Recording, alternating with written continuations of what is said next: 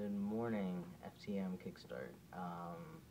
My name's Alex, and the topic this week is nether regions. Just that term is kind of funny. I haven't heard that in a long time, but I think we all know what we're talking about here. So, when I first thought about this topic, when Jack sent it out to us, I did feel a little bit uncomfortable, but I realized that sense of hesitance had a lot more to do with just how I personally feel about that part of my body and not so much talking about it to other people. I guess that they're interrelated, but I realized that a lot of my that uncomfortableness that I was experiencing was because it is hard. I mean, it's hard to cope with, the rest of your body significantly changing and taking on a very traditionally male form, except for that part, which, though different, will never be, what a cis guy is born with. So, I think that most trans guys kind of go through a kind of processing of that, some kind of period where it gets really difficult, and then over time it kind of eases up, because it's the reality. I mean, it doesn't ease up for everybody. I think some people struggle with it more and for a longer period, but in general, I think that over time you just kind of appreciate what we do have and what we are able to change, and there are surgeries available. Not everybody is a fan of them. I personally am not, so I'm not planning to go that route, but at any rate, so as far as other regions, I mean, I would never use any kind of female terminology to describe that kind of body,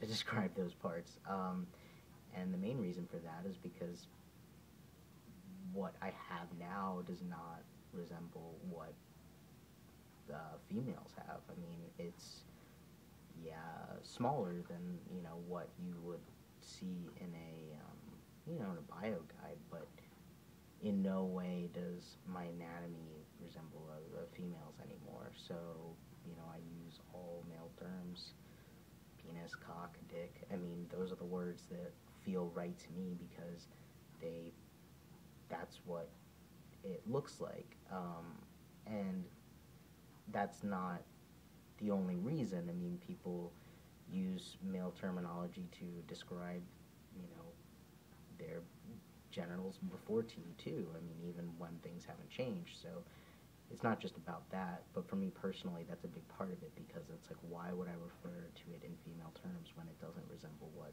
females have? So, I've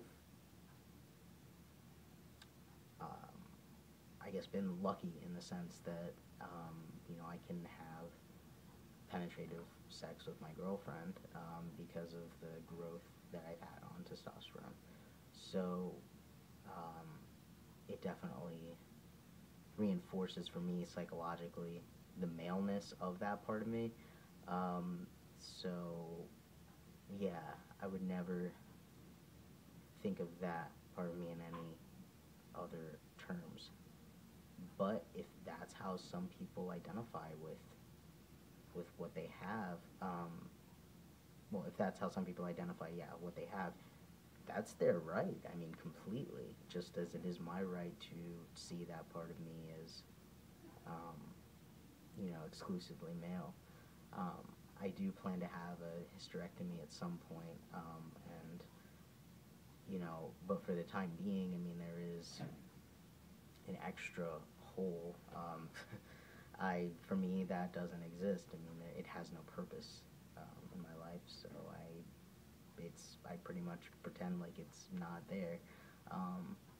So yeah, I mean, it is a really sensitive issue, and I'm sure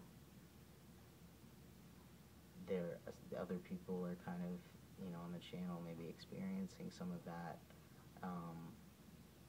you know, that hesitance. I mean, that because it is a really sensitive topic, but I would encourage people, if they feel, you know, okay with the topic, to participate. I mean, because I think it's an extremely important topic, not like in the sense that, you know, our genitals are everybody's business, but these are the kind of topics that don't get a lot of public um, attention or recognition. And you know, some people might just term our parts as female because in their mind, oh, that person hasn't had bottom surgery or hasn't had any kind of surgery, so they must just see that part of themselves as female. It's not our job to correct people, but you know, I think that we can kind of set an example and let people know that that terminology varies person to person, and that the more of us that are, you know, comfortable with and willing to talk to people or speak out about it, I think that the better, the more kind of validity and credibility, you know, we can establish that we all see these parts of ourselves differently. We use different terms to identify them, and that's okay, and that's how it is. So it really, and showing that it's inappropriate for people to assume that these are the terms that people are going to use because they have or have not had surgery, or they have or have not been on testosterone. So, all right, I guess that's about it. If you have any questions about this topic, I guess you could ask me. I mean, you know, within reason. All right, have a good week, guys.